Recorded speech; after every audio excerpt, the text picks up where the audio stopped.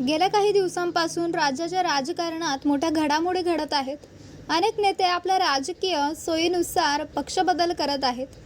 शरद पवार यांचा राष्ट्रवादी पक्ष, ठाकरेंची शिवसेना तसेच काँग्रेस पक्षातील अनेक नेत्यांनी सत्ताधारी भाजपा, राष्ट्रवादी, अजित पवार गट, शिवसेना एकनाथ शिंदे गट पक्षात प्रवेश केला आहे.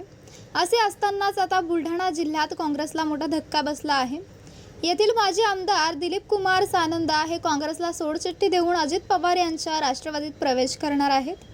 मिळालेल्या माहितीनुसार सानंदा यांच्या पक्षप्रवेशाची तारीखही निश्चित झाली आहे.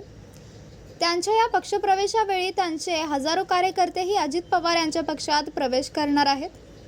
मिळालेल्या माहितीनुसार येत्या 12 जून रोजी सानंदा यांचा अजित पवार यांच्या पक्षात प्रवेश होणार आहे. त्यांच्या या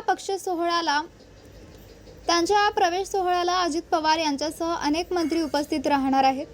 सानंदा यांच्या सांगण्यानुसार या सोहळ्यात त्यांचे एकूण 25,000 कार्यकर्ते देखील राष्ट्रवादीत प्रवेश करतील.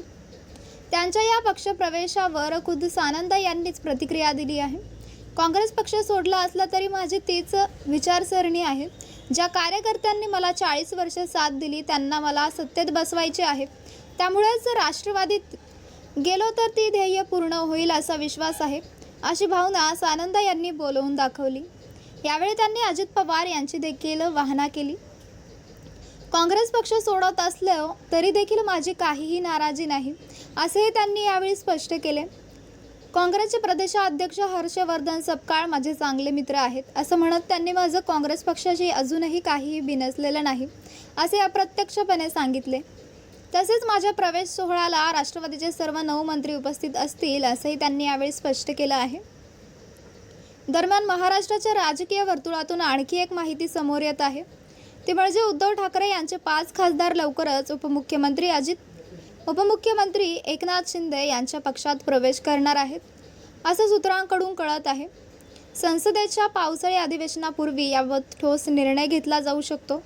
तर दुसरीकडे उद्धव ठाकरे यांच्या पक्षाकडून या खासदारांचे मन वळवण्याचा प्रयत्न केला जातोय, अशी माहिती सूत्रांची आहे. तर मित्रांनो, आपल्याला काय वाटतंय? आपली प्रतिक्रिया आम्हाला कमेंट बॉक्सच्या माध्यमातून नक्कीच कळवा. आणि चॅनलला आणखीनही सबस्क्राईब केलं नसेल तर चॅनलला सबस्क्राईब करा, बेल आयकॉन प्रेस करा.